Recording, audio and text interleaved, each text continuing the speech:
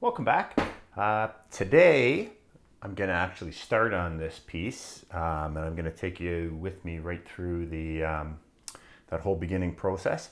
But the first thing that I usually do with a painting is I put a grid on the painting, dividing it in thirds.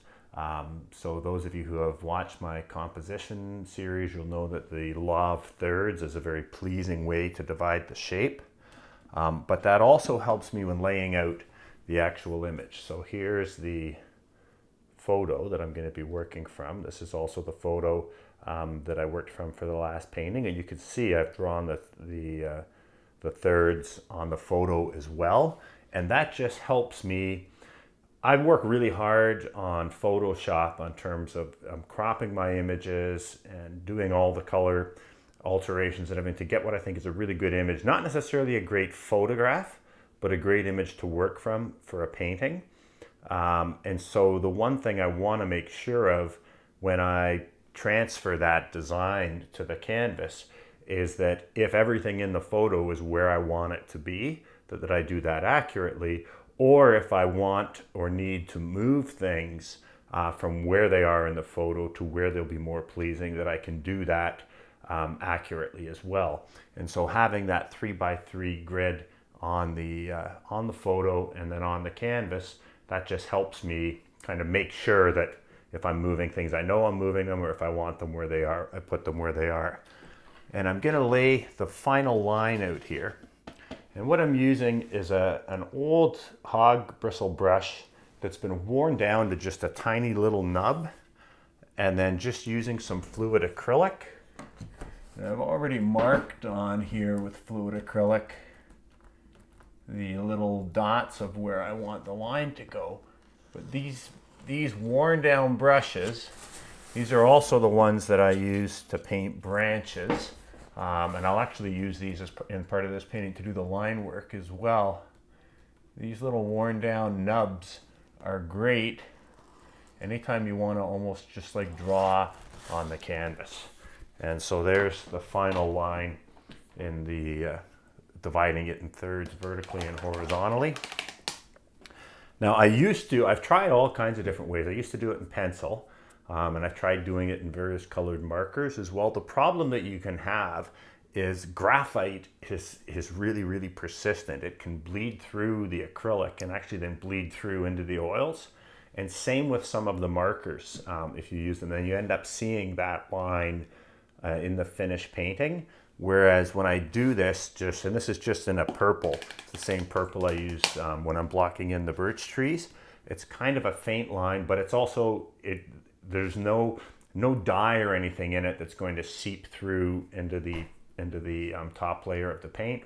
Once it dries, it's dried just like the base coat. So that's what I like to use to do that. So yeah, now we'll get the canvas ready and I'll actually start in on the oils.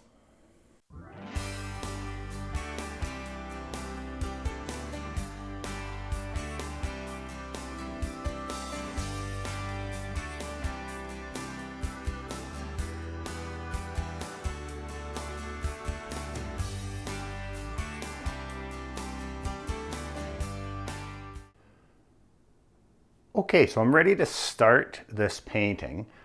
Just so you have some idea of where I'm going, I'll just show you an example, just so I can get no glare on this, of the type of work that this is going to be. So this is that style. It's kind of like an abstracted stained glass, and it's something I've been playing around with over the last, I guess, year and a half. As I said, I did a whole series on process where I took this concept up to kind of where I was actually creating finished paintings like this. And these have actually been very well received and they're very fun for me to do.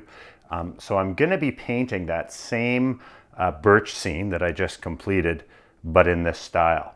So it's actually been almost a year to the day since I last painted in this style. There's another piece as well. And both of these were plein air pieces that were painted on a painting trip last year up at Chippewa Resort in Ontario, near Barry's Bay, with the group, the East Central Ontario Art Association. That's a group that I belong to, and we go away on painting trips. And that same trip is coming up this weekend. So I'm going to be away on a painting trip this weekend. So it's been a year since I painted in this style. So I'm kind of excited and nervous and a little trepidatious all at the same time, because it's a really hard thing to do, to get your mind into a different filter of how you're going to paint. But I'm going to, maybe I'm going to turn the time lapse on right now so you'll hear it clicking away. But I'm going to actually paint in real time as well, so that I can explain what I'm doing while I'm painting. And again, what the whole idea here is that I'm going to respond to this in line as opposed to shapes. And so the first thing that I'm going to do is block in the tree shapes. That's kind of similar, but at this time it's going to be by outline, not by a solid shape.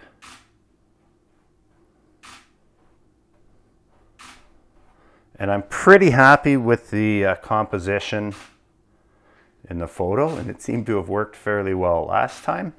So I'm going to stick fairly close to that in terms of the shape of the trees, at least the main trees. Although when I get to those smaller branches, I'm going to have some decisions to make.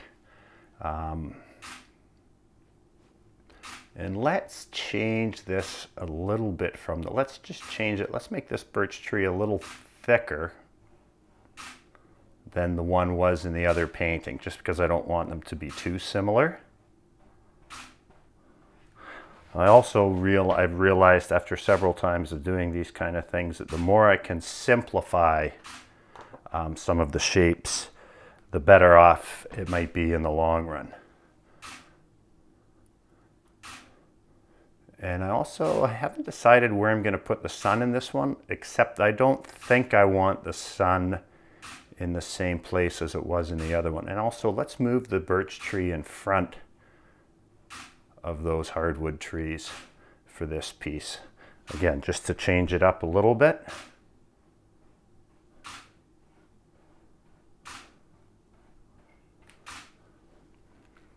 And I'm not painting this in acrylic. I'm painting it in oils, and that will become apparent when I make my first mistake. Again, because first of all, I'm kind of flying by the seat of my pants, just working in this style generally, because I haven't done it for a while. But also, when it comes to which shapes are going to overlap which other shapes, I'm not 100% sure as I'm kind of going through this. So I need to have the ability to wipe out areas and change those decisions. And I can't do that if it's in acrylic, but I can do it if it's in oil, because I can wipe the oil out. So that's why I'm painting in oil. So I actually have a thin coating of the water-soluble oil medium on the canvas. And that allows these lines, because it's almost like painting on damp paper with watercolor. If I was painting on the dry canvas, I'd have to be replenishing the paint in this brush all the time. But because the oil medium is already on there, it's allowing these lines to go much further, and the paint to go much further. And it also will make it easier for me to wipe out any mistakes. So there's the first, not really a mistake, but just a kind of, that line didn't come perfectly to there. And let's make this, no, actually, the other thing about doing this is you can get confused about where you are. I was thinking that line indicated the right edge of the branch, but it's not, it's the left edge. Okay, so that comes down to here, and let's have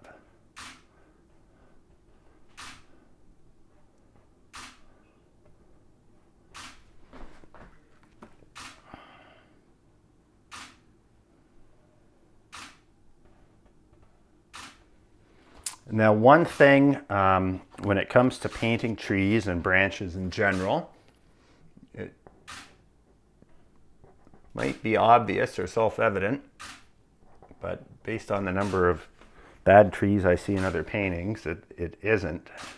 That branches get thicker the further towards the ground they go, and they get thinner the further out they go.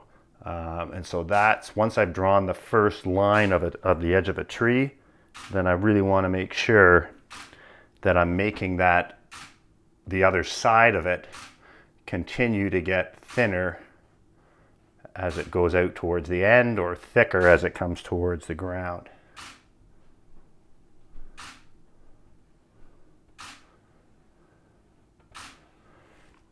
And for those of you who have seen my series on composition, one thing we typically want to avoid is tangents. Tangents or parallel lines. So whenever I have one line coming up to another, I either want to make them intersect or I want them to miss, and I don't want them to be parallel. I want them to be that even if they don't meet on the canvas, you can see that if you projected those lines, they would meet down here. It's not going to be a parallel line. Oh, so that's wrong. That's going a little bit thinner. So I'll come back and clean that up with a Q-tip. But the beauty of using these worn down nubs of brushes is you can rest it against the canvas and kind of draw with it, as opposed to if you were using a flimsy, long bristled brush, it's almost impossible to do this really nice line work.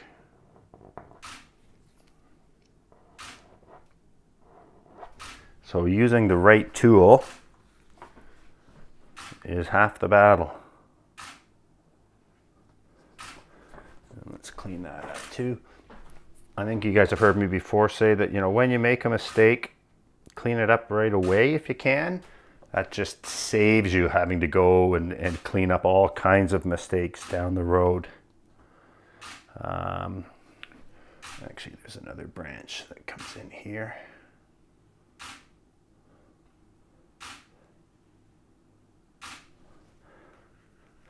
And if what I'm doing actually makes no sense to you whatsoever, hopefully it will as the painting progresses. I actually find myself getting confused sometimes when I shouldn't say sometimes, a lot of the times when I'm painting this way. So I really have to stop and just kind of double check what it is actually I'm painting or trying to indicate with a line or a shape.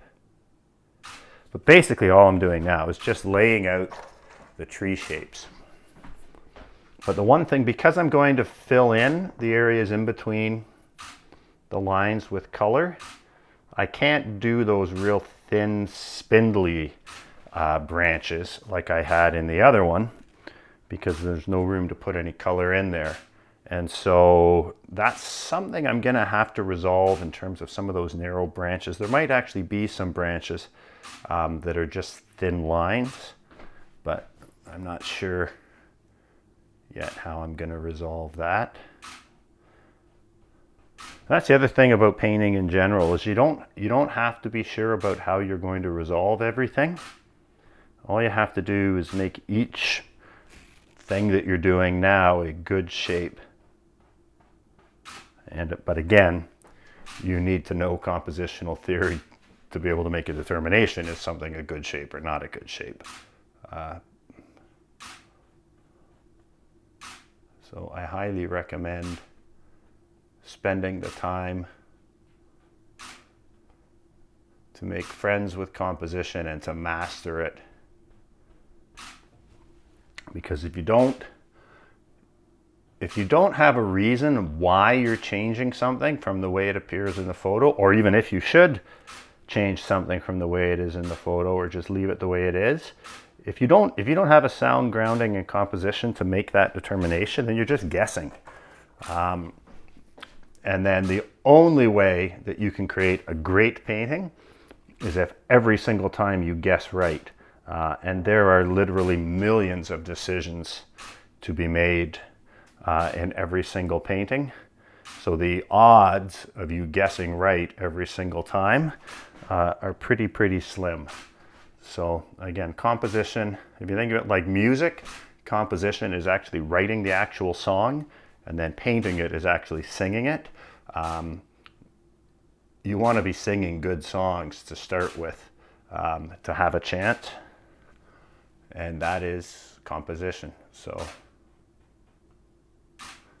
that's probably enough said about that, but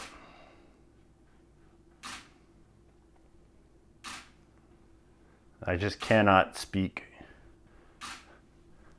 forcefully enough about how important it is to develop the skills, so like drawing and brush handling, things like that, but then also the theoretical knowledge, so color theory, composition, the way light and shadow react, the science of reflections, reflected light, all of this kind of stuff. That's basically our language. And if you don't speak the language, it's pretty tough to tell a compelling story. Okay, I need to get into some of these smaller trees and branches, but the question is how many of them and how thick are they going to be?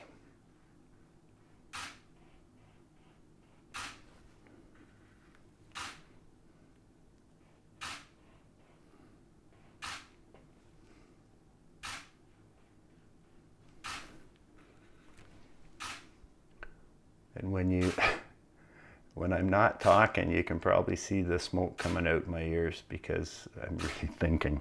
As I said, I haven't painted this way in over a year. And so when I had actually done a few of these in a row, it started really coming natural to me. But again, it's like applying a totally different filter to the way you see the world and keeping yourself from sliding back into the traditional filter that I use when I paint.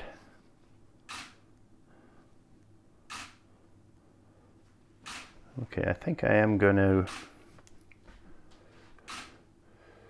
I really like on my photo these lines that come across, kind of sweeping across. So I think I am going to have to do a few of these.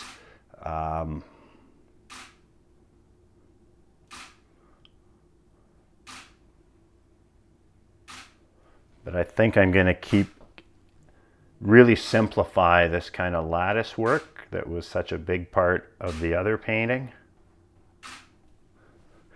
and just keep it to a few of these elements coming across this way.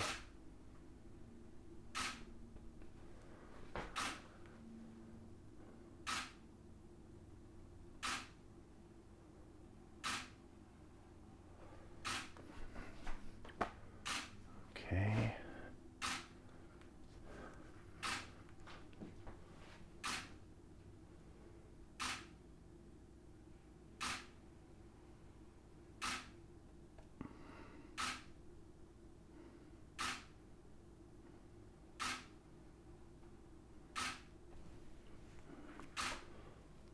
You can see the smoke coming out of my ears.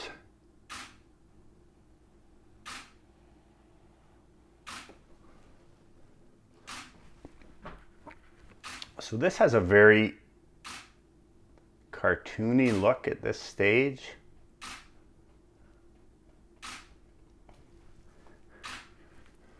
And I just, when I was first playing around with this style, I almost stopped on a couple of the paintings because of that cartoony look. So that's the other thing, is like those stories I told when I was at the Zolt and Zabo workshop. Sometimes a piece has got to go through kind of the uglies or the awkward stage until it starts looking good. So, I mean, there is always a time to kind of give up on a painting and quit beating a dead horse.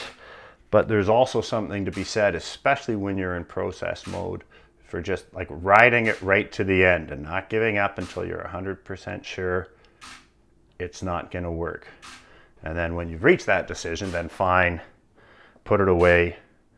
But sometimes you can give up on a process or a painting too soon. Okay, that's probably, what have we been doing here? 17 minutes of me painting like this. So that's going to put this around 25 minutes. So that's probably enough for today. The time-lapse thing is going, so you will be able to see this whole thing take shape. But I did want to kind of paint in real time to give you kind of my thought process here. And also to let you know, like, again, I'm flying by the seat of my pants. I hope this is going to turn out, but I'm still somewhat in process mode. But I have enough kind of confidence and enough experience that I really believe, even if this thing starts heading into the ditch, I can probably bring it out, but it might take a lot more wrestling with it than I'm used to in a painting. So the next session we'll get into more, and I'll be putting the foliage in here, and that's where this is going to get interesting and also very confusing. So if you've enjoyed this, please give me a thumbs up. If you haven't already, please subscribe and share it with your friends, and I welcome your comments and questions. I'm Tim Packer, and I thank you for your time.